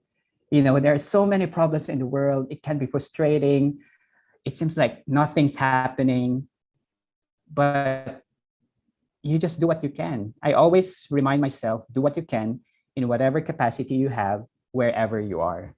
And you can do that by focusing on your sphere of influence, because you cannot solve all the problems in the world. And then you can start from your community. Start small, as the previous speaker has mentioned. And you can volunteer, or you can be part of organizations. You don't have to start from scratch. There are already so many organizations, youth organizations, which you can be a part of. And you can even create your own organization or your own social enterprise. The possibilities are endless. If you want to contribute to SDG 2 or 12 and 13, you can also focus on the food system, like what I Am Hampas Lupa is doing. If you want to focus on SDG 4, you can be a teacher fellow of Teach for the Philippines, and you can also be part of Love Education. If you want to contribute to climate action, you can be part of Angat Gen Z or YAKAP. So again, the possibilities are endless. And I, for one, is very hopeful, despite the hopelessness of it all. I'm still hopeful, to be honest, because I see a lot of young people who are committed to the cause, who are passionate, who are doing what they can for the environment, for the planet, for social justice. And I think we should hold on to that hope. All right, so that ends my presentation. And if you would like to know more about the organizations that I talk about today, you can reach out to me through my email, ryan.besser@gmail.com. And you can also ask me any questions through this email. Thank you very much. Thank you, Ryan, for that short and sweet presentation and invitation for young people to also reflect and, you know, consider on different ways on how we can take part. Now we're opening the floor to your questions. If you're here on Zoom, you may use the question and answer box on your screen to send your questions. We already have a few. So for now, I'll invite again our speakers earlier, Krisha, Mitzi, Ina, Ryan, Sata, if you're still here. We have some questions from our participants here. Let's start. Okay, first, from Nick Metaxa, they said, I hear you, Mitzi, being a vegetarian in the Philippines. Her question is, how can young people influence the so-called adults for such topics? I guess this was about being, you know, having certain diets, and of course the what you mentioned earlier about the accountability of other stakeholders as well? It's important to remember that when we're calling out any types of production, so including food production, that we're focusing on the production, on how animals are being treated in the system wide. So there are ways to have sustainable eating and sustainable farming that isn't vegetarian or vegan. So a lot of rural areas and rural communities actually have very sustainable practices with animal husbandry and how they're farming their animals. I'm not sure how to call it. So to pressure and to talk to adults about it, so you talk to your parents and try to find those sustainable sources to support the farmers directly and not through the big corporations. And it's also, again, making sure that we don't focus on these individual lifestyle changes. We call out the multinational corporations, the governments that aren't putting regulations, and that's who we focus on. Thank you, Mitzi. Ryan, do you want to add something? Okay. Yeah, I guess Mitzi was able to answer that. Okay, sorry. All right. Thank you, Mitzi. And then there's another question. I'll just try to go through all the questions to finish everything on time. Faye Martinez asks, hello, good afternoon. May I ask on how we can achieve one circular economy while shifting to sustainable products? Since for a fact, with changes like these, there might be some effect the consumption of products, thus will lead to a potential risk of problems in the economic sector. Yeah, I think this is a big question. How do you achieve a circular economy? Yeah, anybody would like to answer first? Sige, I can go first. There's an argument between green growth and the degrowth. So green growth proposes that we consume better, whereas degrowth says that we should lessen our consumption. And I'm leaning towards degrowth, although of course it's very debatable, and some groups would say, yeah, but we still have to consume. So since we are still consuming, we might as well consume better. And yes, that does make sense. But in my case, we should in the first place reduce our consumption, because like what I said in my presentation, we have become consumers instead of being human beings. We are consumers, and it seems like this is our role in life, to consume. And I think the first step for us to achieve a more circular economy is to reduce our consumption. And then from there, I think we'll try to figure out how to consume better. Consume better. Okay, Mitzi, you have something to add? On my side, it would be from the other side of the coin, where I think we need to demand the companies who are overproducing and make sure that when they produce, it's actually in a sustainable way and not just creating for the sake of profit. Because there's so many times when tomatoes have been thrown out because an oversupply of tomatoes would make the prices drop, and so they would just throw them out. Or so much clothes and fast fashion gets created and it's not actually bought by anyone, but it's just thrown out and that goes into waste. So it's also about fighting the overproduction, changing the way that our system sees itself from one that sees economic growth as the super profit of like these big multinational corporations, but instead economic growth that's intentional and makes sure that people aren't left behind. So it's a lot of things. How do you actually get there? It's a very long process, very different answers. And I think that's something for you guys to figure out. But one thing is for sure, in all those answers, everyone says collective action is key. Yeah, definitely. And I think it also goes back to designing better products that will contribute to achieving circular economy, being mindful of your packaging. So when you talk about circular economy, there's a lot of different aspects to that, not just from the consumer side, but also from the producer's side. So being mindful about our consumption would also mean demanding some changes from the producers, as Mitzi mentioned. Anything else from our speakers? Is there anything you'd like to add? Okay. If none, I'll go to another question sent through a chat from Joe Riza Calderon. Hi, can we have a sample list of the volunteer organizations or communities with location addresses that we can join for every SDG goal as discussed by Sir Ryan? Interesting. Do we have this, my dear panelists who are, very active youth leaders? Do you know of such directory with the list of organizations for SDGs? I don't think we have like a directory at the moment because there are so many organizations out there. But this is something, I think this is something we can work on so that they can, it would be easy for people to look for organizations they would like to be a part of. Yeah. Sata, you want to add something? And the question, before I could say something, is the question being focused on the Philippines, like just specific, like a local list of organizations, or is it like global? Because I would say that one of the best ways to get like institutions, or maybe specifically like the UN, for example, there are a lot of institutions that are implementing.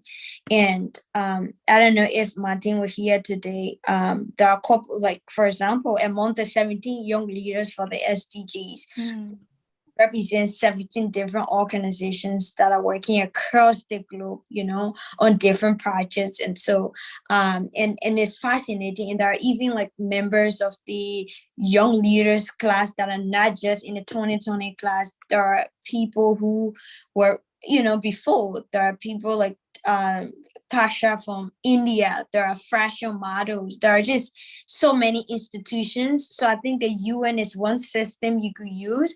And there are a lot of like civil society organizations. But if it's like a local list, that's why I didn't want to join. Maybe like the Philippines have like a directory or so.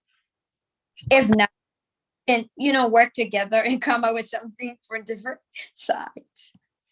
Yeah, thank you for pointing that out, Sata. Yeah, definitely. There are, international organizations and local organizations, and it's good to look into those first. Nitsi, you have something to suggest?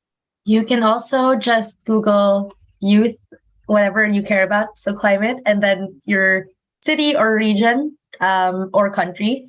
And a lot of people actually find a lot of different groups that way. A lot of people found Yakap that way just by Googling it. So you can start there.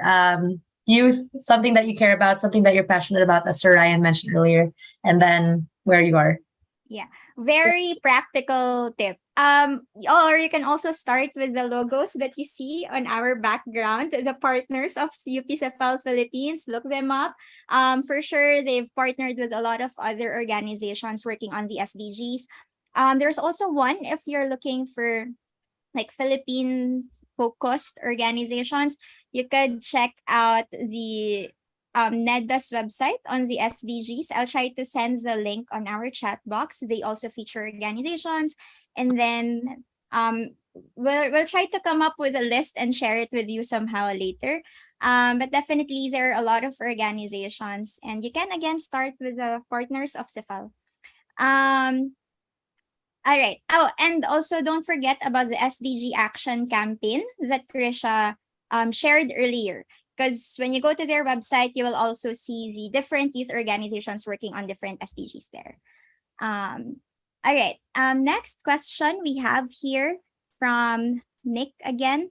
Oh, is Ina here? Her question is for Ina. And we'll try to send your question to Ina. Something for Sata. Sata, thanks for your speech, said Nick. Child soldiers and horrific things like Tabay are among the worst memories of humanity and history. You have my deepest respect for your work towards peace. Her question, are there former child soldiers supporting your organization through mentoring and educating young people? So I want to be realistic first. A lot of the work that we do is with survivors. So like survivors of sexual, gender-based violence. And so, and even the members of AJHR are like former members of the Liberian Children's Parliament. So I don't know if any of them are former child soldiers, if that's the question you trying to ask. But I think a lot of the people who have been involved in, like, for example, maybe the March for Justice protest that we organized, there were a lot of young people coming out, and we were not like, scouting to see who was a child soldier who was a child soldier or not. But the way Liberia is structured in after the Liberian Civil War, what the country has been trying to do is to do reconciliation. Meaning we went through like the Truth and Reconciliation Council process.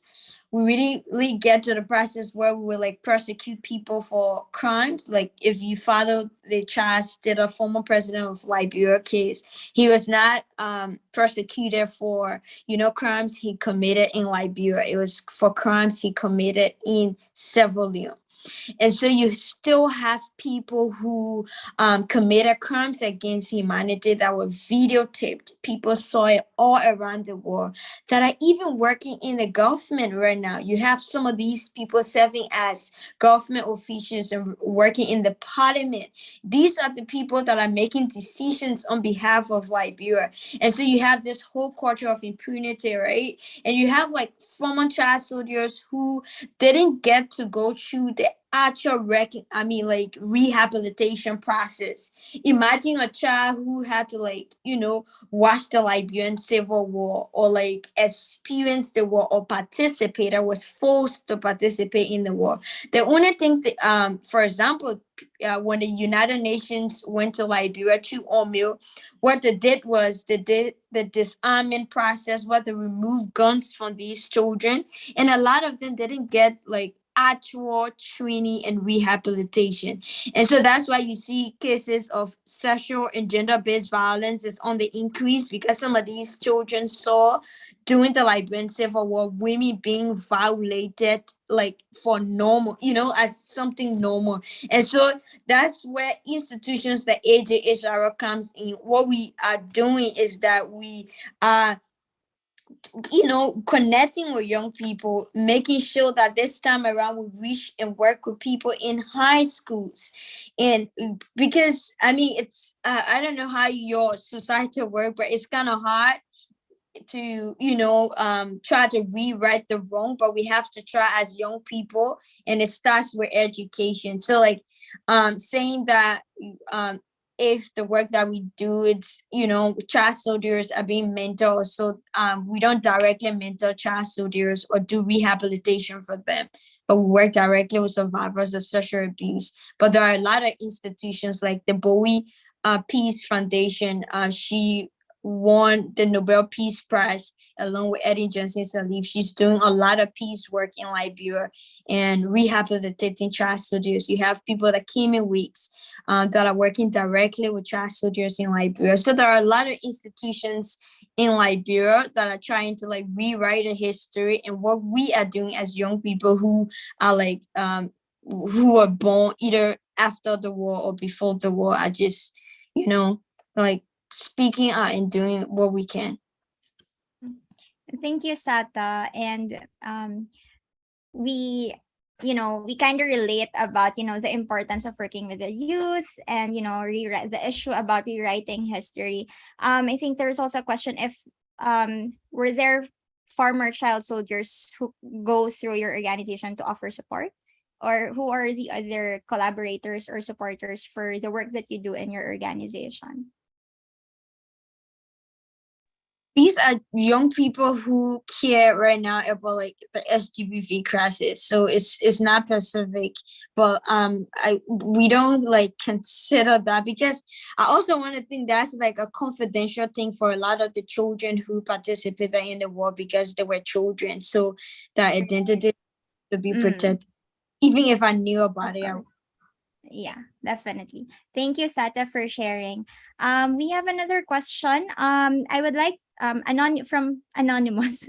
I would like to ask the panelists based in the Philippines if they are aware of the Philippine Youth Development Plan or PYDP. If so, how do they lobby their advocacies, the government agencies involved in the PYDP? Also, if they have experienced challenges in lobbying their advocacies, what are these? Thank you.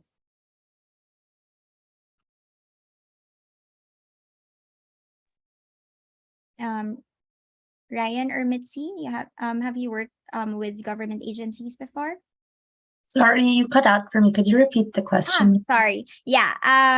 Someone asked if you're aware of the Philippine Youth Development Plan, and asked about your experiences in lobbying for your advocacy, especially in government agencies, and if you experienced challenges, what were these challenges? Go ahead. Go, Mitzi. You go first. I can start. I'm not familiar with the Philippine Youth Development Plan, actually, so I will look at that up after this webinar. But we have talked to the Climate Change Commission before in 2019. They went to our global climate strike, not officially, but they went. Members of the office went, rather, and we have been in consultations with them. But I guess one comment that I would have and one challenge that we've seen is that while there are individuals who are on the same side as us, there's not enough support for them either within the government. And so that's why everything is so slow, that even if we're like, we gotta step up, we gotta do better. And they're like, we know, but there's no support for them too. And so a lot of people who have worked on lobbying and policy work have told us also that actions on the street, changing public opinion, actions like that actually helps the people inside to pressure the people inside also, because it's like, look at them outside, they're getting angry, we got to do things inside. So it's really that collaboration between the metal legal and the legal type of work, which is like the streets actions and the protests, and then the inside actions and the talking. We've also talked to the Department of Education a lot about climate education. A challenge that we experienced was the slow bureaucracy that happens. Again, the same reason with the whole, there's only usually a few individuals who really want to push things and they need support also. So it's about those things. For me, the problem with the Philippine Youth Development Plan is, as with many social issues, it's not prioritized. So this is supposed to be a sort of framework to assess, the condition of the youth, blah, blah, blah. But, government agencies, unfortunately, they do not prioritize like concerns of the youth. But I guess the SK is there as a sort of group of people we can tap, relating it to the Philippine Youth Development Plan. So that's my comment on that. And then I agree with Mitzi with regard to the challenges of working with lobbying with government agencies, how there are individual champions, but we cannot depend on just these individual champions. We have to influence more people from the government, and that can be a very challenging task. Mm-hmm. Yeah, and I think the challenge for us is how do we ensure that young people are given voices or a space in the decision making, for any agencies for that matter.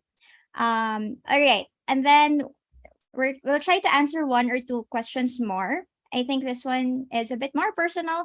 For any of you, how did you know which focus you are most passionate about?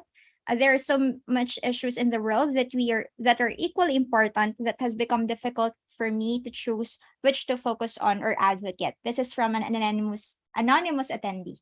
I'd like to go first. Ryan? I can go first because I've always been asking myself why did I go, why did I choose this path? Environment, climate, and I think one of the reasons is because of my indigenous blood. It's in my blood. I'm a Cordilleran. It's an indigenous group in the northern part of the Philippines. And most indigenous groups are more connected to the earth. So I'd say it could be because of this. But I think I've been part of the movement, and I realized that this is my calling. I think I just knew that this is something I'm passionate about, and this is something where I could contribute the most. That's why I decided to focus on this. But as you can see, I was also a teacher fellow. So you don't have to limit yourself to one specific area. In my case, it's mostly environment, but I'm also involved in education and other themes or other issues as well. Let's see. For me, I don't know actually. I grew up being very close to the environment, but then because there was a lack of empowering education, it wasn't really something that stuck with me growing up. Like it was always just there in the back. It was like a side thing. Then I was able to talk to a Lumad Indigenous leader. So when you're able to talk to Indigenous peoples who are on the front lines of environmental defense, I think it really wakes you up. And it's like, oh, you need to do something. And that's how I decided to become an activist and an environmental activist. But before that, I was a students' rights activist. My first ever campaign was about free education for college students in state universities. And it was in that same year that we actually got the free, what's it called? The free tertiary tuition bill or something. So it was a very different experience for my climate activism, because in students' rights activism, it's like, oh, you ask for this, you get it. And it's like, it's a lot more fast. And in climate activism, it's so slow. It's like, come on, let's change something. But yeah, I think if you're trying to figure out what you want to focus on, you'll know which ones you're more attuned to when you're starting to learn about it. When you read certain issues, there's some things that you'll be more interested in. And that doesn't mean that you drop everything else. You understand that they're all connected, but you also trust that there are other people working on those issues, so you don't have to do everything. Yeah, definitely. And I agree also with you, Mitzi. I think it's just, keep going, do what you can with what you have and start there, and then just keep learning. Eventually, you'll find that alignment with the core issue. But thank you for trying and keep it to find that one passion or motivation. Just last question before we wrap up. From Shello, I have tried to engage in a low waste lifestyle using glass jars or containers when shopping, but this became difficult since there aren't a lot of establishments that provide these kinds of shopping, and I have found that it is more expensive. My question to you is, what are your opinions on the increased amount of waste just because plastics are cheaper, and what are the possible ways to reduce waste? That's from Shello. Ryan, you want to go ahead?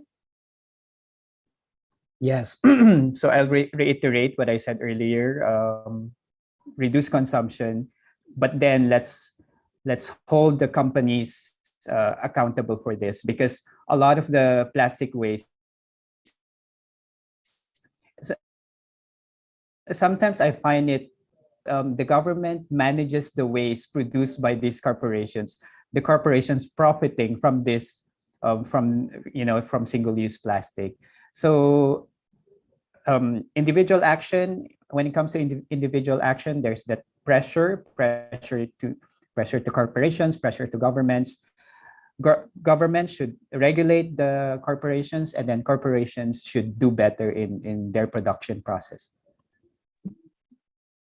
Exactly. Yeah. If you haven't watched the movie documentary, it's like a movie, Story of Plastic, which is the one that I don't know how to type to all the participants, but The Story of Plastic is a movie that explains this really beautifully in a really understandable way, how the plastic crisis isn't just about the single waste plastic and at the very end and the production and the consumption, but also how it's actually made by the fossil fuel companies. So it's all connected with each other, and how to change that, we need to target governments and systems and companies to change the way that they're producing plastic. Because in other countries where there are stricter environmental laws, they don't use as much plastic. And so to gain profit, they actually target lower income countries like the Philippines for their sachets, for the single-use plastics. And so the answer to having a better zero waste lifestyle affordable for everyone is, one, to make it more accessible, and also to help people to raise the quality of living in the Philippines, that people don't have to resort to sachets. Because if you think about it, in Filipino culture, we're not single-use plastic people, right? We're the family households that have cabinets full of plastic bags because your mom is going to want you to reuse it. You have shirts used as rags. We are a sustainable culture to begin with. We just have to go back to those roots. Awesome. Thank you for summarizing that. And again, plastics pollute at every stage of its life cycle, from being a fossil fuel to you using your plastics. And once you dump your plastics, not all plastics get recycled. So they just, keep polluting. So I think props to you for trying to find a, zero waste lifestyle. But also environmentalists actually groups call on, the reduction of plastics in general. So you're not alone. We are all trying to put a stop to this. And thank you again, Ryan and Mitzi, for joining us. And also Sata, who tried to stay with us, even, it's odd hours for her. Thank you for joining us, Ryan, Bestre, and Mitzi. And for the other speakers, thank you so much. And as we close, we would like to, of course, leave you with a message from the director of UP-CIFAL Philippines, Dr. Edna Ko. Dr. Ko is a professor of public administration at the University of the Philippines, where she's also the former dean of the National College of Public Administration and Governance, or NCPAG. And she was also awarded Champion of Migration by the International Organization for Migration Philippines for her pioneering work on capacity building on migration governance. So we welcome Dr. Edna Ko. Hi, ma'am. Hi, hello, Aya. Thank you very much for your kind support to CIFAL Philippines. Of course, you're always a part of CIFAL Philippines. And we always pirate you in many of our activities. Let me close by sort of coming to terms on the key lessons and the key messages that I've heard from the speakers today. You guys are a fantastic batch of young people. Your messages are really impressive. They're wonderful. From speaking of partnership, collaborating, accountabilities, climate crisis, and how we can support, put a stop to further crises and further climate challenges. Education, a new world of education among young people. Peace, the fight for justice, for human rights, for child rights, even an inclusive society, for youth and prosperity, and how the young can be contributors to the economy, to social as well as to technological progress. Overall, these are many different realms and ways by which young people like yourselves can contribute, can act on, not tomorrow, not next week, but now, where you are and how you would like to do things. The world is indeed yours. And this afternoon, I have heard and I am now confident that there's going to be a new world.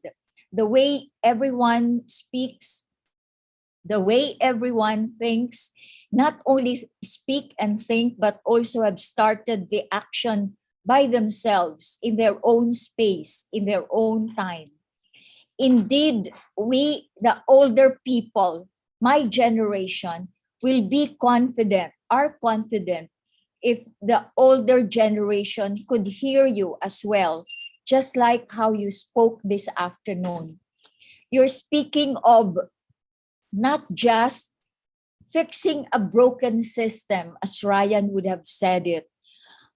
It's about putting a new color, a new texture, and a fiber that will refresh our world, which is quite shaken, half broken, and indeed almost like abandoned.